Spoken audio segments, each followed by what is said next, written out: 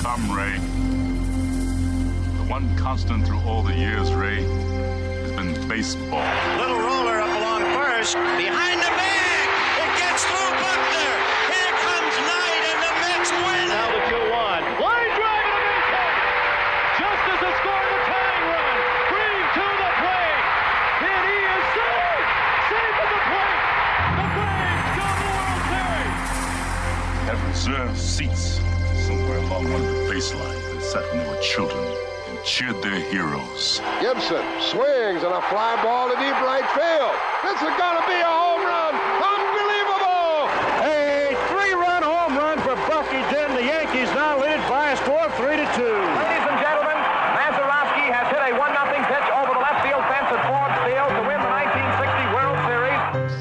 They'll arrive at your door as innocent as children, longing for the past. The Pope arrived at Yankee Stadium. As one enthusiastic announcer put it, he is standing on second base. Reggie Jackson. Long drive right field. It is goodbye. Big World Series for Reggie Jackson. The Blue Jays are World Series champions as Joe Carter hits a 3-run home run. Back to throw. There's a left back. It's going to be, I believe, the Giants from the pennant. The Giants from the pennant. The Giants from the pennant. The 0-1 pitch. A liner off Nagy's glove into center field. The Florida Marlins have won the World Series. The memories will be so thick that I can brush them with my faces. The 1-0 delivery to Fisk. He swings long drive left field. If it stays fair, it's gone. Home run. The Red Sox win.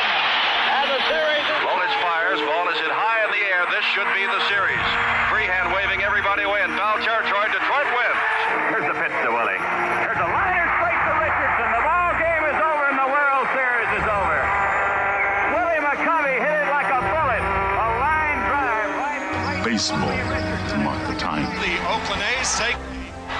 I'll tell you what, we're having an earth. Good evening, ladies and gentlemen, and welcome to Candlestick Park for Game 3 of the 1989 World Series. It's been erased like a blackboard, rebuilt and erased again. Frank Robinson, the right-hand batter. Long drive to left field. Way back. This is it back. One out. Base hit loaded, 1 out. Pena in a jam. The Twins are going to win the World Series. The Twins have won it. Ozzie with 1 out.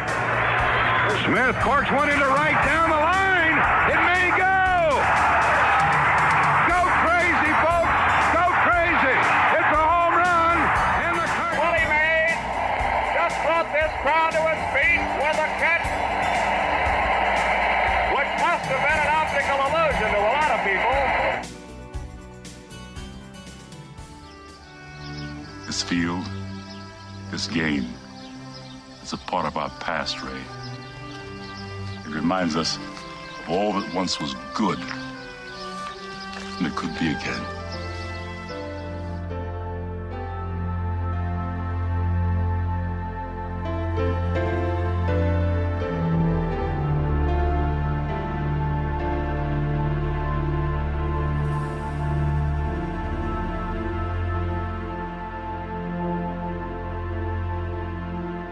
Broadcasted live.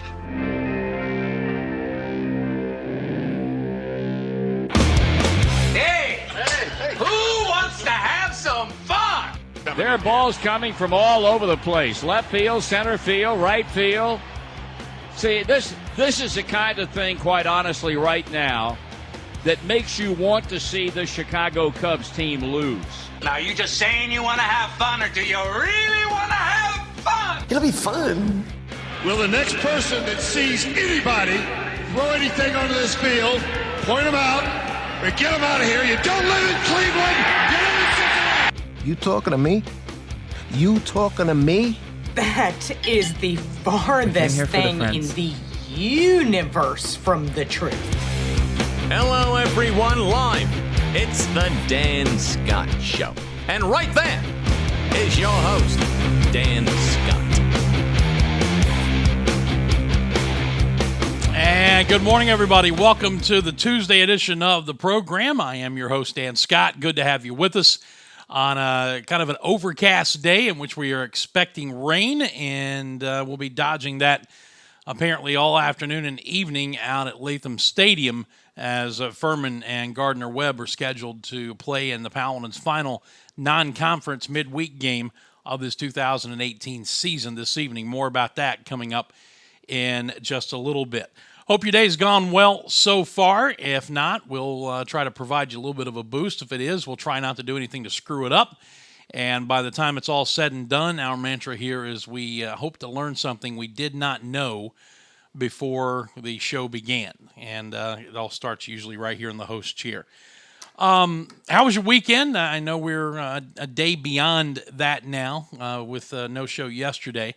But hope that, again, you had a great weekend and you're off to a good start.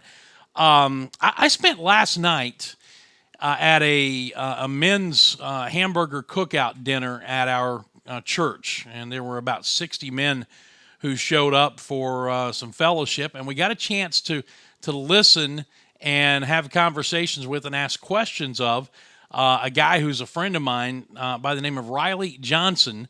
He is, in his daytime job, the events coordinator for the city of Seneca, South Carolina. And on the weekends, he is a referee that heads up a crew that calls football games in the Atlantic Coast Conference. So he gave a very interesting presentation to our group last night, talking about the job a little bit, talking about the challenges that they have, the preparation that they go through that starts, early in the week and goes all the way through the night before the game, the gradings, everything that they are required to do, all the information they are given. He told us that by the time Saturday rolls around, they know each of the opposing teams that will play that day, as well as each one of those teams knows each other. And that's how thorough they try to be in their job. Now, I can hear you screaming now. Well, if that's the case, how does that explain some of the things that we see on the field on Saturday afternoons? That is a cynical point of view, and in a lot of instances, it's a very legitimate question. But Riley was very entertaining, and he brought some video clips for us to watch last night that kind of give you an idea of some of the snap decisions they have to make in an instant that we get the opportunity to see in high-definition TV on big screens and see replays and everything else. He also showed us 3 or 4 plays that were review plays that he gave us a little bit of a quiz on before he told us what the outcome was. He did a good job of kind of presenting what the life of an official is like. He also updated us on some rule changes that will be enforced unless at the very last minute, come August, the committee who takes care of these things decides to take one or more of them out. But as of right now on the books, there are a litany of rule changes coming up for 2018. And tomorrow on the program, we're going to go into some pretty significant detail on those. In fact, I'm going to see if Riley can't join us to talk about some of those on the program tomorrow. But I think the one that is going to have, there are a couple that are going to have some pretty significant impact. And the one that he talked about last night and gave an example of is one that at the end of a game could end up being a big source of controversy for teams and fans and everybody else involved. Now, on the books, when you go to replay from a stop clock to a running clock, in other words, if the play is run and the clock is continuing to run after that play and time is stopped so they can look at a replay. If the replay once the replay is done, and the example he gave was it is 3rd and goal at the 9-yard line with 9 seconds remaining in the game. Guy goes into the end zone, is given credit for a touchdown. They don't have a timeout, so the clock would have continued to run had he been stopped on the 1-yard line. Well, they went to the review.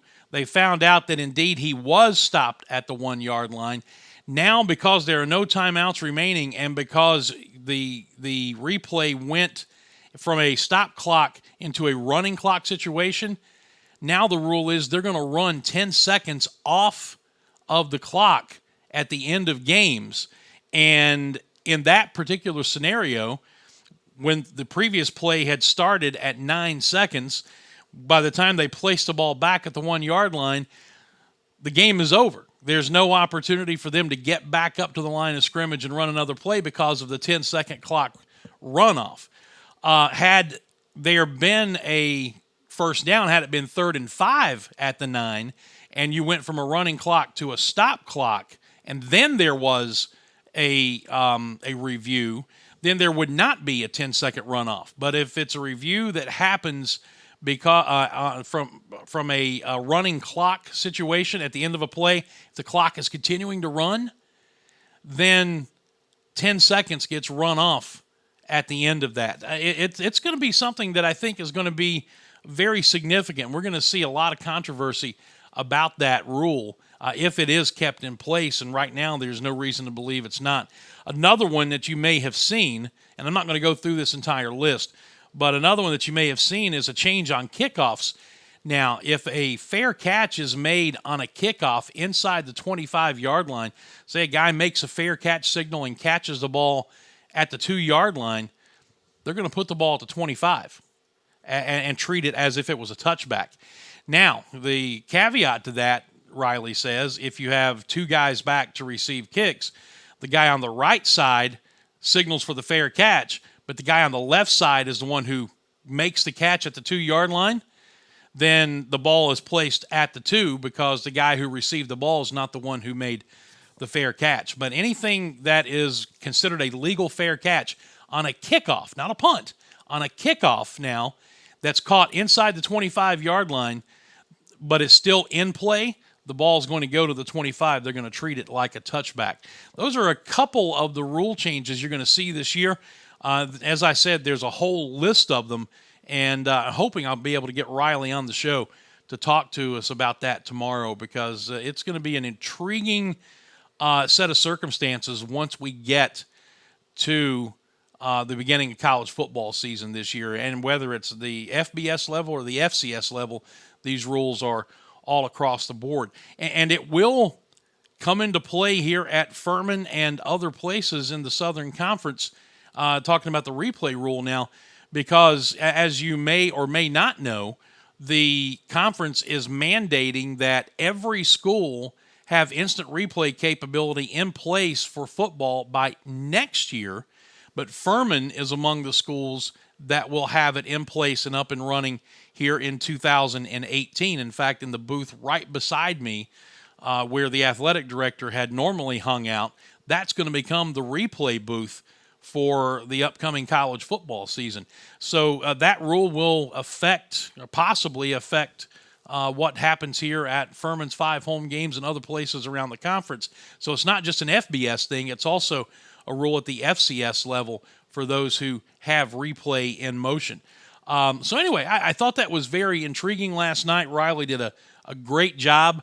He also talked about the fact that he gets asked to speak in different places, and it's a way for him to talk about Jesus a little bit. You know, he is a Christian, and he uses that as kind of a ministry outreach. It was a very, very nice night at Utica Baptist, and Riley was very entertaining. He and I got a chance to talk a little bit both before and after it was all said and done. He told a story, and I'll tell you this, and then we've got to get to our first break.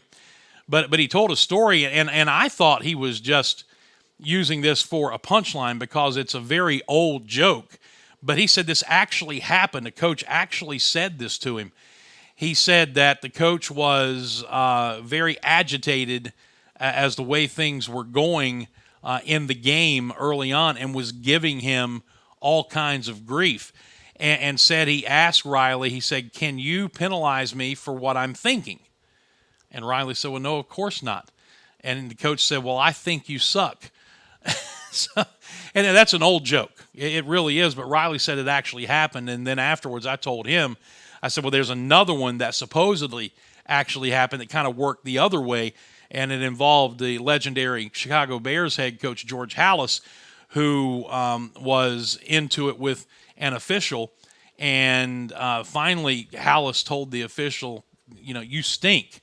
The official fired the flag up. He had had enough, marked off 15 yards, and then yelled back toward the sidelines to Halas and said, "How do I smell from here?" So the tete-a-tete, if you will, between coach and referee goes back a long way. I thought Riley was actually just telling that as a punchline, but he says it actually happened. Anyway, enjoyed that last night, and we're going to try to get him on the show and talk about, among other things, some of these rule changes that are coming up here in 2018. As always, our show is presented by the Atlanta Bread Company. They are located just down the road from just down the road from campus in Cherrydale Plaza. Fantastic food, great people. You know the routine, folks, but I don't want it to become such a routine that when I start talking about them that you just kind of, Atlanta Bread Company, I'm going to go do something else. You need to go and check out all the different sandwiches and the soups and the paninis and everything else they have, and that case full of baked goodies. It's just unbelievable. Jeff Massey and his people there do a great job. They're great friends of Furman University, and they have been a massive supporter of this show, and we are so thankful for them. Atlanta Bread Company, you'll hear more about them in this upcoming commercial break. When we come back, we're going to touch briefly on the Supreme Court decision that was made yesterday that basically opens the door for states to legalize sports gambling now, and what that's going to mean nationwide as well, obviously, as here in the state of South Carolina. And we're also going to talk some Furman baseball. Billy Davis will join us at 10:25, the former Clemson standout and the retired Secret Service agent. And then women's golf coach Jeff Hull will be with us at 10:45. Both of these interviews via phone, by the way. Jeff can't talk to us live in studio because he's on the course practicing with this team as his 7th-ranked, nationally ranked Paladins get set to go to the NCAA Finals out in Stillwater, Oklahoma. They finished 3rd in the regional field this last weekend. The top 6 teams out of each regional go. 24-team NCAA championships coming up this weekend. They leave tomorrow. He's going to join us coming up here in just a bit. All of that ahead as the Dan Scott Show continues in just a moment. Holding, number 79, defense, first down. I'm also holding a party tonight. Great call by the official. Looks like we've got another flag on the field. Holding, a Pepsi. Necessary refreshment. Hey, Ted, bring some of that Pepsi to my party. Pepsi and the NFL. Welcome to the Fun Doesn't End Zone. The Atlanta Bread Company wants to make your dining experience as convenient as possible, especially if you're ordering takeout. Go online to atlantabreadcompany.com, place your order there, and pay for it too. Then, when you get to the restaurant at Cherrydale Point, you breeze right by the cash registers and go straight to the pickup counter where your food will be waiting. And speaking of food, try the new Shrimp Po' Boy, a delicious and surprisingly healthy addition to the already great menu. That's the Atlanta Bread Company, Cherrydale Point in Greenville. When the Furman baseball team goes on the road, it travels safely, comfortably, and with the latest technology with Jeans Tours and Charters. Jeans has been a Furman favorite for decades and has serviced Furman baseball for over 20 years. Take it from head coach Brett Harker. Book your next road trip with Jeans. Jeans Tours and Charters, online at jeansbussvc.com or call 864-242-1673. Jeans Tours and Charters, servicing the upstate since 1980. If you've been sidelined by an injury, the St. Francis Sports Medicine team is here 24/7 to get you back on the field. Our highly trained network of physicians, athletic trainers, and physical therapists treat all types of sports-related injuries, even those that don't occur from playing a sport. Call the St. Francis Hurt Line at 675-HU-RT for priority appointments or at-home advice. Again, that's 675-HU-RT.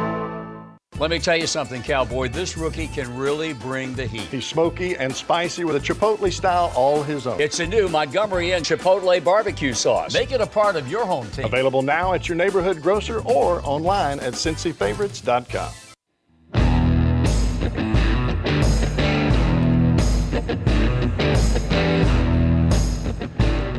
It is 10:18, and we are back here on this Tuesday edition of the program. I'm Dan Scott. Good to have you along with us. Coming up in our next segment, Billy Davis will join us. And because I spent that much time with a referee last night at our Utica men's hamburger cookout, I told Billy to be thinking of some stories of his interaction with officials during his playing days, both at Clemson and during his brief time in the National Football League. So we'll see what he's got for us on that front when he joins us coming up here next, and then we'll talk some women's golf with Jeff Hull at 10:45. Very briefly, and it's got to be brief because I've got both of these interviews scheduled out on pretty significantly close timelines.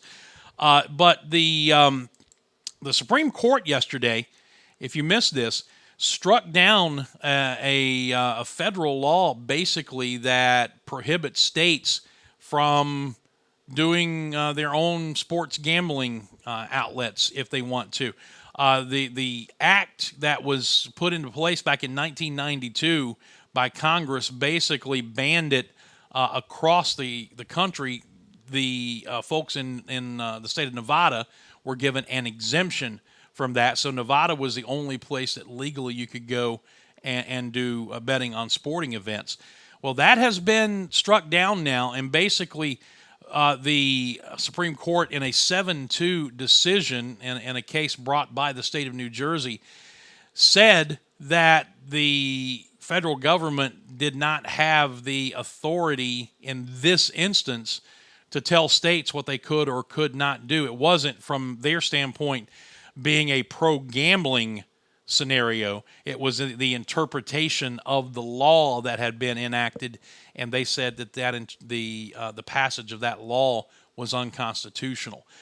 So what it's done, it has opened the doors for states to basically set up their own gambling houses and for folks to now legally gamble on NFL, college football, Major League Baseball, whatever sport is out there, whatever they have a line on, horse racing, you name it, they can now bet legally in their particular states if those states enact those rules. Now, New Jersey and Delaware are the two that are basically ready to go right now and should be in line very soon.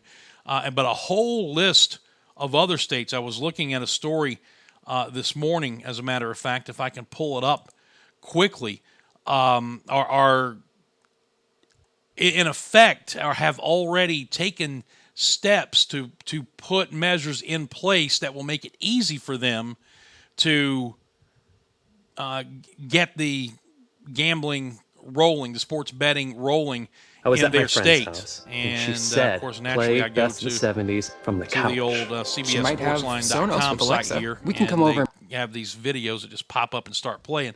But anyway, here we go. I want to find the states quickly that said that they would be ready to go and do this.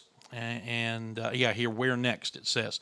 According to ESPN, Connecticut, Iowa, Mississippi, New York, Pennsylvania, and West Virginia have already enacted legislation or put legislation in place to get things going.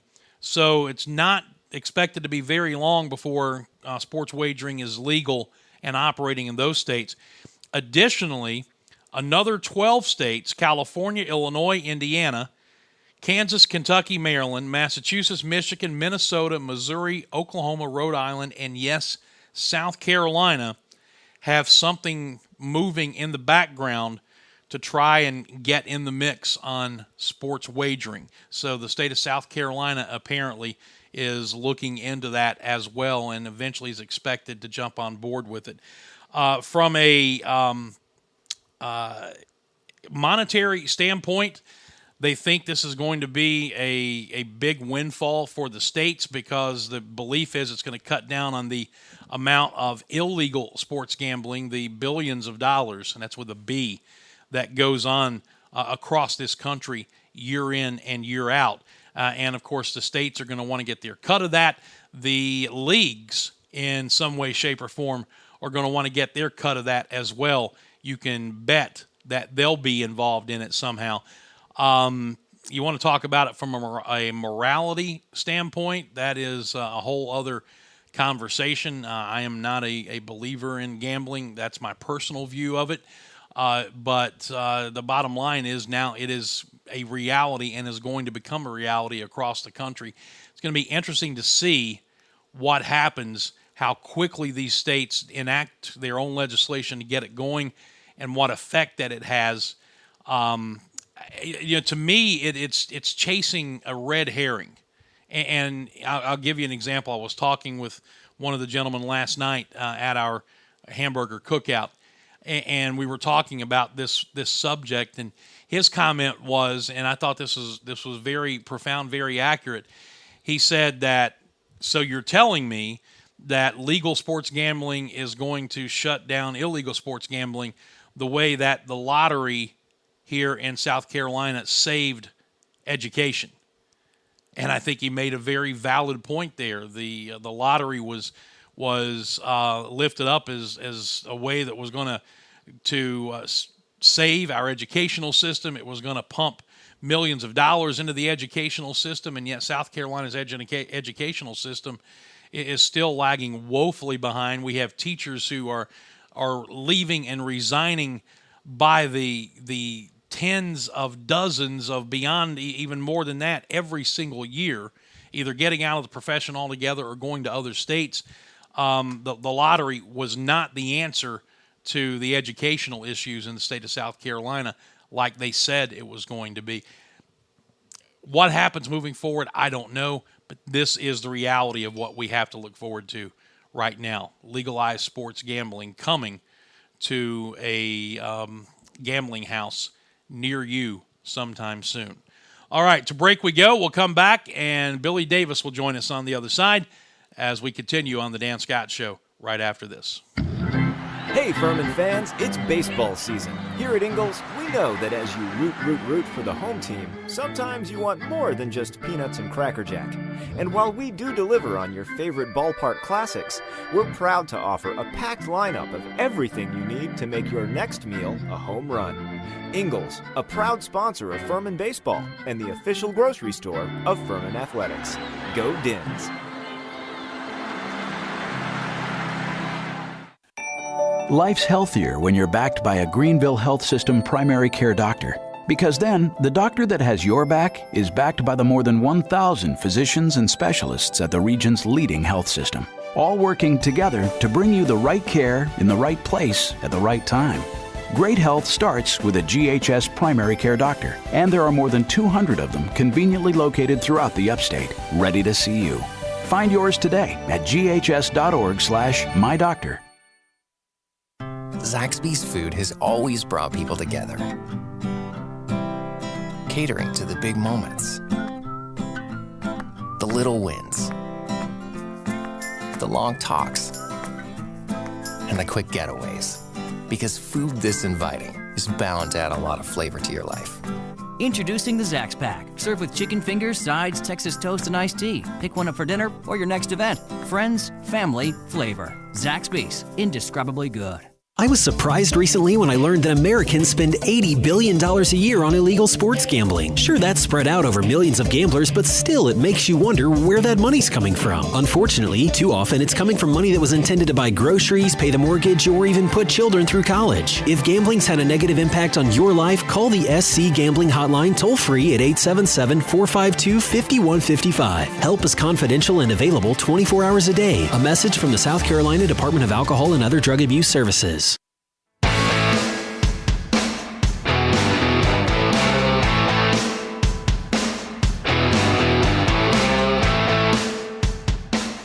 All right, welcome back to the Dan Scott Show. We're live here on this Tuesday, overcast, but still not a bad day overall, at least right now, hoping that the rain is going to hold off or at the very least provide us with a window of opportunity to play baseball against Gardner-Webb this evening. At the end of the program, after our interview with golf coach Jeff Hull, we'll have some thoughts on Furman baseball and preview the game with Gardner-Webb tonight. But right now, we go to the aptly named celebrity guest line and bring in the former Clemson standout and the retired Secret Service agent. Our good friend Billy Davis joins us when his schedule allows. We try to get him on a weekly basis. Billy, how you doing, man? Fantastic, Dan. Thanks for having me on. I know I've had a little bit of a hiatus from your program, but thanks for having me back. I guess it must be doing all right because you continue to have me back. So how are you doing? Man, I'm doing well. Got a long baseball season that's winding down. Final 4 games of the regular season. Tournament is next week, and as happens at schools, you know what it's like at Clemson. Even as well as the Tigers baseball team is playing right now, there's a great majority of people whose eyes have already turned to that first Saturday in September, which, by the way, will feature my Furman Paladins visiting Death Valley for the season opener. Yeah, that'd be great. It'll be a lot of fun. Looking forward to that. But, you're right with the baseball thing. Where's the SoCon tournament this year? It's in Greenville again this year and next year. Oh, great. Well, that's good setup. Yeah. The home field advantage never hurts. Floor field at the West End, great place to host it. We've had a good time. It's blessed. By the time next year is done, it'll be 4 years in a row it's been here, and right now they don't have anything scheduled beyond 2019, so we're hoping that it'll keep it here. It's either got to be here or down in Charleston at Joe Riley Park. There's really not any other venue that's even worth exploring in my opinion, but they didn't, like a lot of other things, they don't ask me.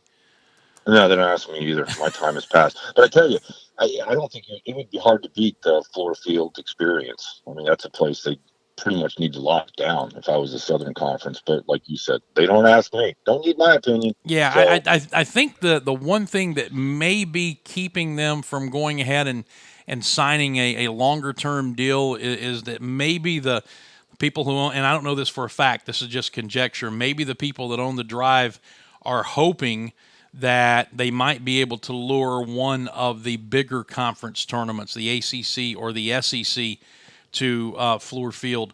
But I just don't see that happening. The SEC is ensconced in Hoover, Alabama. I can't see them moving from there. And the ACC pretty much is going to be locked into Greensboro, Durham area, I think, for a long time to come. Shocking development there. Yeah. The ACC baseball tournament being in North Carolina, shocking development. Can't imagine that being. And as long as Mike Martin is the head coach of Florida State, it'll never be in Greenville. I can guarantee you that. Yeah. He whined and moaned about that years ago. The ACC tournament, as you know, was a sellout for every game, but he dictated that was an unfair home field advantage for Clemson. So I guess then they moved it to Jacksonville and Tampa. Yeah. And there's nobody went to the tournament. So anyway, now I will say this: I was working at Clemson the 3 years it was in Jacksonville. Personally, I enjoyed the tournament in Jacksonville, and they had some decent crowds there, but nothing like what I'm told was the case when it was held at the old G-Brace Stadium years and years ago. As you said, it's the only place that the ACC tournament for a long time ever made any money. And Jacksonville's a great city. We lived there. My wife and I lived there for 4 years. Yeah. So that's a great place to go. It's a destination. If you're not at the ball game, you go to the beach, and there's a lot of different things to do And then when I was playing baseball at Clemson, the ACC tournament was actually at the University of North Carolina. Huh. It was we played the ACC tournament at UNC's home field. How about that? Yeah. Talk about a home field advantage. And shockingly enough, that year, 1983, Carolina won the ACC tournament. They had some pretty good talent. They had championship game that we played. I think we lost like 10-2 or something like that. We played for the championship, and their starting pitcher was Scott Bankhead. Their starting catcher was B.J. Surhoff, and their starting shortstop was Walt Weiss. So they obviously had some talent on that team. Yeah. Three home field advantage or not. Three bona fide major leaguers without question. Exactly. Yep. Hey, I gave you a little bit of a heads up last night. I spent a couple of hours with our men's ministry. We had a hamburger cookout. We do this a couple of times a year. Great time of fellowship at our church dining hall last night. And our guest speaker was a guy named Riley Johnson, who is a referee and heads up a crew in the Atlantic Coast Conference. And among other things, he was telling us stories about interaction with coaches and about some of the rule changes that are coming up for 2018. And he told a story about one coach, and afterwards I was kind of gigging him a little bit. I said, that story you told, that's one of the oldest jokes in the book. He said, but Dan, I swear it actually happened. He said that one of the coaches, the game had started, and early on nothing was going right, and his team had been penalized a lot. And he said, "Hey Riley, can I talk to you?" It was during a timeout. Riley said, "Absolutely, coach." And the coach just started berating him about how things were going and how his crew was missing things and missing calls. And he said, "Can you penalize me for what I'm thinking right now?" And Riley said, "Of course not." And the guy said, "Well, I think you suck." And I had heard that before. That's an old one, but Riley says the coach actually said that. But anyway, it got me to thinking during your career at Clemson, your brief career in the National Football League, you had to have some stories involving officials. I was hard pressed. It's a great question for me because whether it was baseball or football, the interesting part, I guess, for anybody that's played athletics at any level, when you were a little leaguer and even in high school, your referees and your umpires, and of course, I was in high school and little leagues in the 60s and 70s, so there was no real interaction. Those guys were the law, the rule, and you really didn't speak to them other than saying, Mr. Umpire this or Mr. Umpire that. And as you go into college, it becomes much more of a, I would say, professional arrangement, but like with me, for instance, as a punt returner, when you go back and you're standing in Death Valley in front of 83,000 people, you're back there by yourself. You're 30, 40 yards from the line of scrimmage, and you're back there with the back judge. And he always says, make sure you get your hand, hey, 24, make sure you get your hands up so I can see it for a fair catch. Yes, sir. So it almost becomes a running joke at the end, because you're having this conversation with a back judge. And then when you go to the NFL, my brief, in and out of there in 2 years, but it was neat for me because a lot of the coaches and the players, especially guys like in St. Louis that had been there whether it was Neil Lomax or Benny Perrin or Lee Nelson, they're on a first name basis with the referees. Mm-hmm. Hey Dan, hey Billy, it's not hey Mr. Referee, and I'm sure it's not with Gene Steratore. Gene, I need to talk about this, or Ed Hockey, Ed, come here, Ed, So that's how it evolves over the course of time. You have a professional relationship with the referees at that level. I really don't have any great stories or funny stories to tell you as far as the refs go. That's just the interaction I had was minimal at best. I do have some funny ones. I can go back and watch some of my old films, and there are a couple times where I picked off a ball at Clemson, and you're high-fiving everybody, and the ref comes to give you the ball, and I end up high-fiving the ref by mistake. So it's kind of funny. He's like, that's not what he's looking for. He's looking for the football. Nice. But, those guys, especially the guys in the middle, as a safety, you're always moving. Hey, ref, can you take 2 steps to the left, please? Hey, ref, left. I can't see, and they'll usually oblige you. And then then those guys in the middle, I mean, they're getting crushed half the time. They're getting run over, and you feel sorry for them to go over and help them up after they've just got crunched by a 300-pound lineman. But that's one of those things I've often thought a former athlete is something I would actually like to do. And people have approached me and said, you should think about being a referee now. You're still in good shape, and you go through. I said, nah, it's too hard of a grind, and I do believe that referees, especially like in the NFL, it's not a full-time job, but I believe it should be. As much money as the NFL makes, all those guys in the NFL have other jobs, and they do that through the year. So unlike Major League Baseball, where that's a full-time job for those guys, and it has to be as much as they travel. Well, during the talk that Riley gave us last night, he gave us a little insight as to how much work they actually do.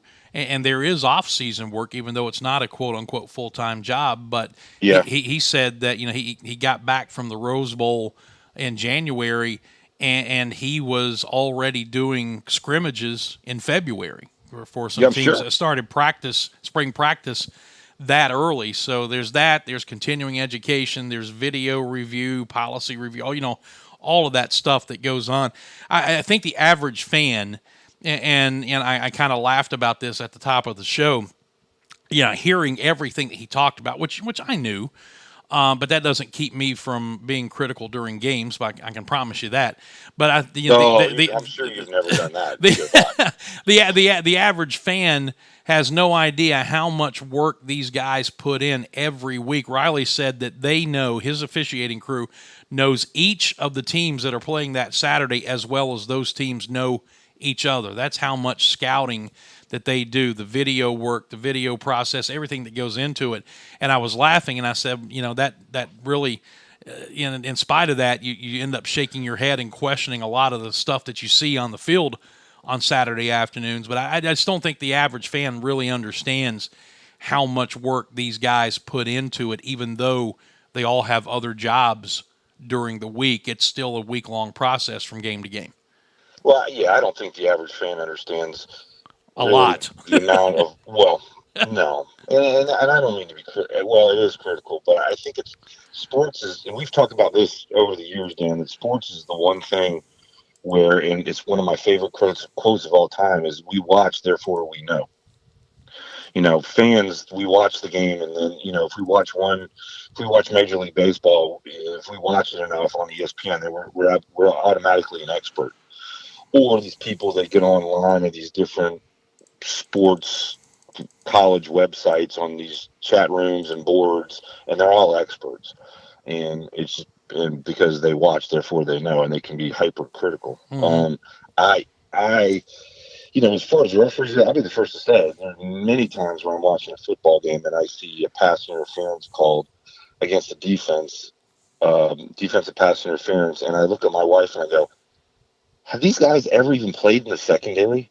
Do they know how difficult that is to do what those guys are doing in the secondary? And, to ticky-tack calls, I probably say 3 times on Saturday or Sunday, those guys must have never played the game. What are they doing calling that thing? So that's, as a guy that played the game, was never a referee, and you get frustrated with people that are running down the field and flagging guys, because I know how difficult it is in the secondary with the rules the way they are set up now. I mean, the rules are set up for offensive explosions. People want to see offense, and the secondary, the kids in the secondary, or the men in the secondary in the NFL, it's a very difficult job to play that position. Yeah, they get hung out to dry quite a bit all the time. Without a doubt. I mean, there's more contact in an NBA basketball game than there is in an NFL secondary after the first 5 yards. Yeah. You can't even touch him. If you put your hand on him, it's technically, it's interference or holding. Mm-hmm. And they throw that flag all the time. So anyway, but there is a lot of work that goes in behind the scenes, I'm sure, with these guys, and there's so much scrutiny now. And the fact of the matter is, there's so much money, unfortunately, on the line on all these games, even on Saturday, that these guys can control the outcome of a game if they really wanted to, and everyone knows it. So there's a very fine line they have to walk, Billy Davis joining us here on the program today. I got to ask you before we wrap it up. You may not have any particular stories involving you and officials, but you played for a guy who was known to get on an official a time or two at Clemson and Danny Ford. Oh yeah, well that's a whole different story with Coach Ford. I mean, yeah, he would work referees like some men work in oils and watercolors. I mean, he was an artist. But his use of the liberal use of the English language and those things that we could be said as he worked a referee were the thing of magic. And when Coach Ford got into one of his tirades, you certainly wouldn't want to be within 10 to 15 square feet of him. So, because between the tobacco juice and the throwing of things and the water bottles and the screaming, it was best you just kind of moved off to the side and stayed out of the way. That's for sure. Yeah, and but those were the old days. I don't even. You talk back late '70s through the '80s. The way the coverage is now on the sidelines and the way the cameras are. I mean, the guys say a lot of stuff now, but I do believe it's a lot more. It's much calmer than it used to be. Think back to remember when Woody Hayes used to just go absolutely berserk on the sidelines. Oh yeah. I remember Riley. I will say this, and I won't mention the name of the coach and the school. He's going to be on the show tomorrow, and if he wants to, he can. But just because of the setting in which he talked to us yesterday, being kind of a private setting, I'll leave that out. But he said that there's one coach in the ACC that does get on him, does use colorful language. He said, in fact, he uses words sometimes that I don't even know what they mean, and I if people really think about it, they can probably figure out which coach he's talking about, and it's not Dabo Sweeney. I would be surprised if it was. So it does still happen. It happens with a lot more camera coverage. He said, now check this out.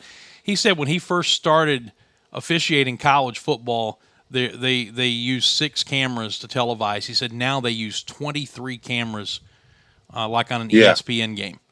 Oh, I don't have any doubt. Yeah, I guess that's probably my point. Is everything is so much more scrutinized now. Mm-hmm. But there's some guys that are just going to let it rip regardless. And this coach, I imagine, is probably I don't know. I'm just taking a guess. Might be a little more old school than some of the older guys. I'm just probably putting my finger on it. Yeah, probably been around a little bit longer than some of the other guys. I told you'll probably get this reference. I told my guy who was sitting beside me at the table, I said if I was Riley, I'd just tell him to go ride his motorcycle. Okay, got it. Yeah. Yep. Got it. Yep, I understand exactly. Yes. Not said on that one. Exactly. Yeah. Hey, coming up for you, I know it's going to be a couple of weeks at least before we get a chance to talk to you again because you're off to California with Franklin Graham, right? That's correct. We have Decision, California, 2018. I leave Friday for San Diego, and then we're in a suburb of San Diego called Escondido, where Reverend Graham will do a festival rally in Escondido on Sunday night, and then we'll be at the Rose Bowl in Pasadena on Monday night, right there in front of the big rose where it says "Welcome to the Rose Bowl." That's where we'll be. And then we start, like I said, in Escondido, and we work our way from Pasadena up to Oxnard, then to Bakersfield, so on and so forth, up through Santa Clara, Berkeley, Chico, Redding, and a couple other cities in between. So it's 10 cities in 18 days through from Southern California all the way up almost to Oregon. So yeah, we'll be out there spreading the word. It'll be very interesting to see how that works out. Fundamental evangelical Christian going to Berkeley and holding a rally. That ought to be fun. Well, yeah. Without going into it, I've had to do a lot of groundwork with folks out there to set things up. So hopefully they'll understand that he's out there spreading the gospel and the message of peace. But we shall see how that works. But we're going and we're gonna enjoy it and hopefully help some folks out and save some people and come back come back June 6th. I think we're finally done with that trip. So by then, most of the college baseball season will be over, and then we'll really be cranking up, getting ready for September 1st. Well, we'll look forward to talking to you in about 3 weeks then. How about that? Sounds great. Hey, enjoy yourself. Good luck to Furman and the Southern Conference tournament, and enjoy yourself, and I'll talk to you soon. All right, Billy. Thank you, buddy. Bye-bye. Okay. Bye-bye. That is our friend Billy Davis. Quick break, and we'll go right back to the celebrity guest line, and our friend Jeff Hull, the women's golf coach, will join us on the other side. Dan Scott Show continues in just a moment. The Cows want to remind you to cater your next party with chicken, like the 15 crowd-pleasing trays from Chick-fil-A. Whether it's the nuggets, brownie, or chicken minis tray, both you and the Cows will have more reason to celebrate. Chick-fil-A Catering. Don't forget to drop by Chick-fil-A at Cherrydale, the best place to stop on the way home from a Paladins game. Chick-fil-A at Cherrydale, every Furman fan's favorite. Chick-fil-A Catering.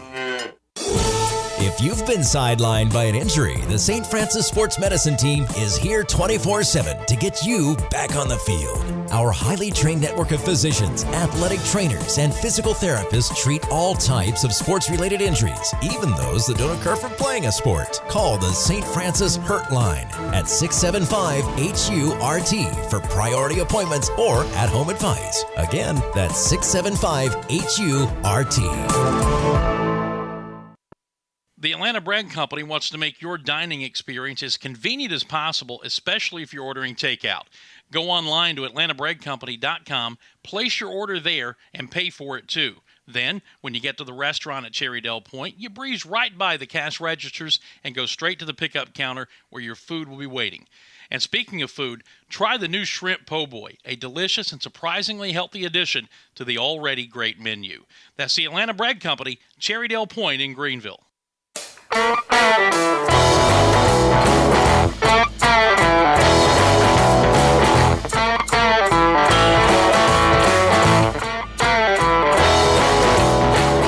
Welcome back to the program. I am Dan Scott. Our thanks to Billy Davis for joining us, as he does when his schedule allows.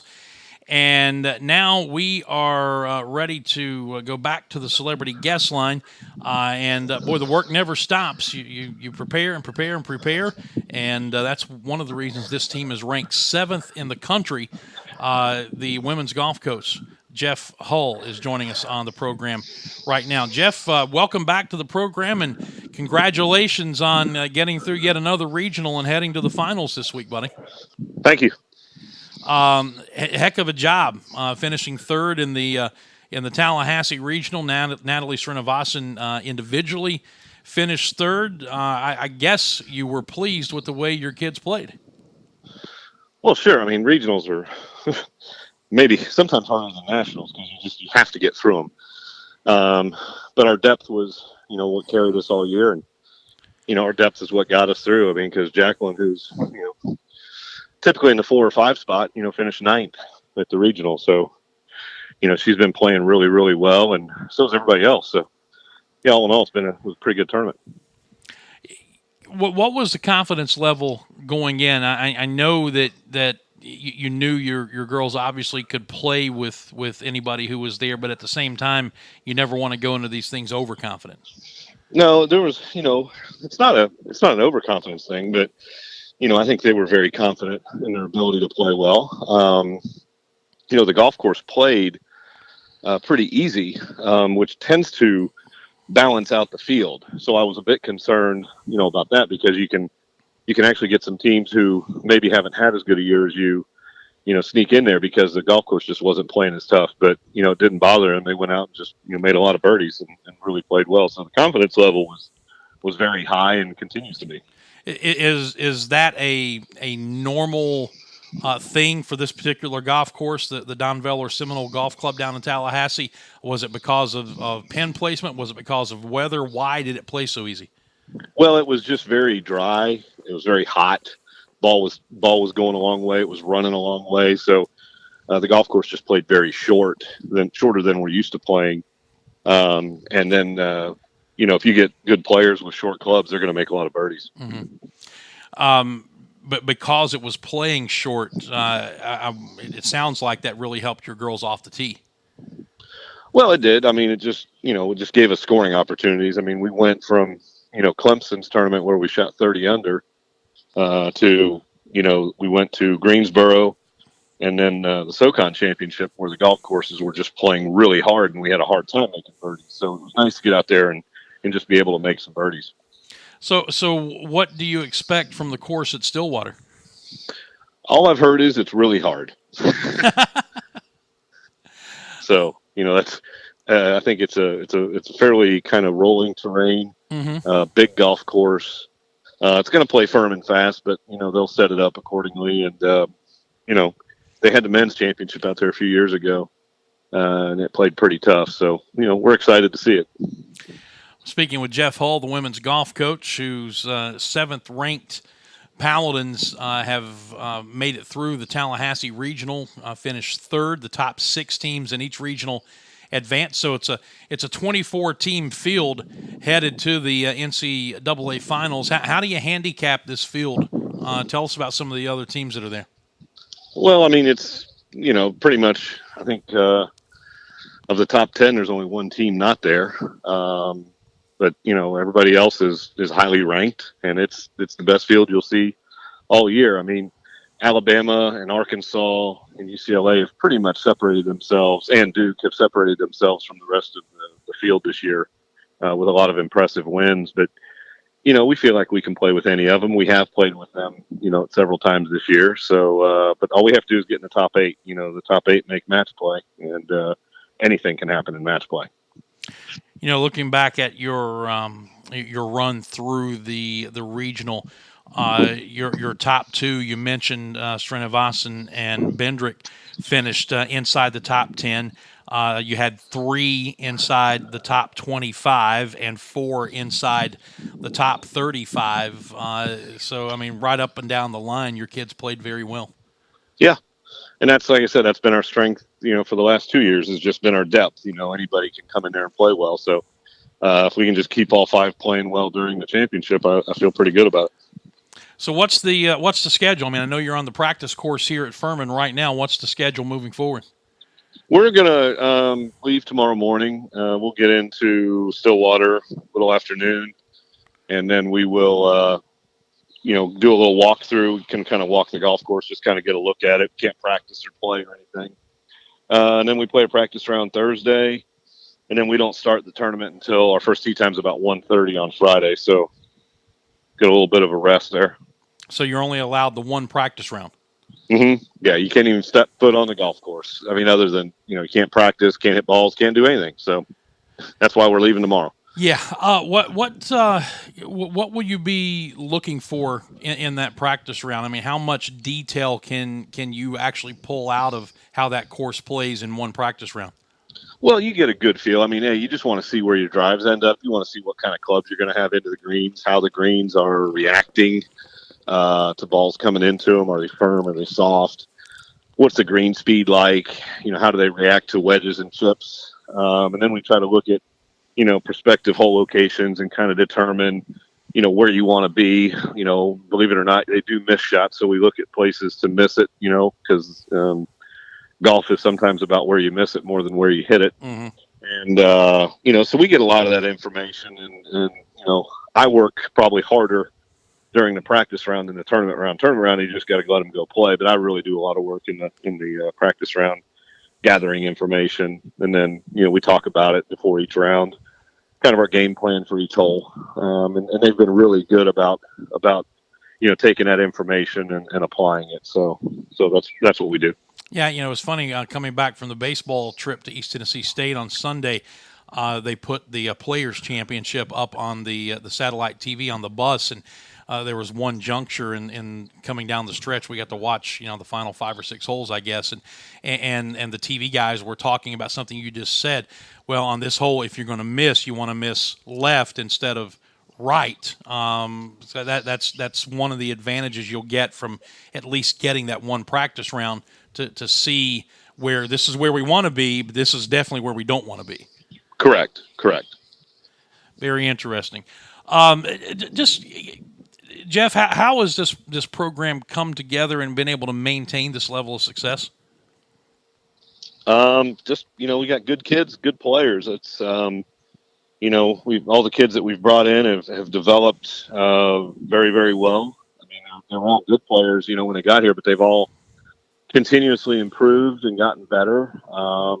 And it's just, we're just very fortunate. You always hope that that's what happens, and that's exactly what has happened. So you try to bring in good players and make them better. And our depth, like I said, I mean, we've got 5 kids, and even last year we had 6, that could all play and win at any time. So that's what we strive to do, and hopefully we just keep doing that. Well, listen, I know that you're working. We won't hold you up any longer, but we're looking forward to following the action starting on Thursday. At Friday. I'm sorry, your practice round Thursday, and then you tee off officially. You said at 1:30 on Friday afternoon. Karsten Creek Golf Club in Stillwater, Oklahoma, for the 24-team NCAA championship. Hey, listen, good luck, and go out there and just bring home a national title. No pressure, right? Yeah, that's the goal. I got you. Jeff, thank you, man. Thanks, Dan. All right, that is Jeff Hull. He is the women's golf coach here at Furman. All right, as we get set to wrap it up, just a reminder about baseball tonight. We are scheduled for a 6 p.m. start against Gardner-Webb. Hopefully the weather will allow us to get that game in. Jake Crawford will start on the mound for the Paladins. Expect that to be just a very short stint for him since he did not get to throw this weekend. And it's the final non-conference game, final midweek game of the year. And then Thursday, Friday, and Saturday, final 3 games of the regular season against UNCG, the top team in the league and the team that will be the number 1 seed going into the Southern Conference tournament next week. 6 o'clock Thursday, 6 o'clock Friday, 1 o'clock on Saturday. That is, again, weather permitting, because there is a ton of rain that is predicted to come into our area starting later on today. So we'll keep our fingers crossed, hope we can get those games in and see what happens. I will say this as we get set to wrap it up. I tweeted this out on Sunday, on the bus ride home. After getting beat 15-2 on Friday night and then bouncing back and winning the next 2 games on the road at ETSU to win that series, I said this and I believe this. It's a very, very small sample size, but those 2 games really had the feel of the way the team was playing at the end of 2017. They met adversity and were able to overcome it. They made big plays in the field. They got the big hits when they needed them. The approach at the plate was good. And I think the other 2 things that I pointed out may be the most important thing. A, they were having fun, and B, everybody was invested into what was going on the field. Everybody was focused, whether they were playing or whether they were in the dugout. Again, small sample size. Will it carry over? We'll just wait and see. This team has been wildly inconsistent this year. But for those 2 games, it really, really had the feel of the way this team was playing at the end of last year when they ran to the championship Sunday and the winner-take-all game eventually before losing to Greensboro at Fluor Field. So just kind of keep that in mind, and let's hope the weather will allow us to get the games in this weekend and continue to build some momentum heading into the tournament. Having said that, that'll put a wrap on things for us. Thanks again to our guests, Billy Davis and Jeff Hull. We'll be back with you tomorrow. Riley Johnson will join us, and we're going to talk about some of these rules changes that are coming up for 2018 and maybe a few other things depending on what he wants to share from his talk last night to the Utica Men's Ministry. Until then, you folks have a great rest of your day, and we will see you tomorrow. Hopefully we'll see you tonight at Latham Stadium. 6 o'clock start, 5:45 pregame. Campus FM 95.9, FurmanPaladins.com, TuneIn Radio, and the SoCon Digital Network video feed. Folks, have a great day. We'll see you later. God bless you.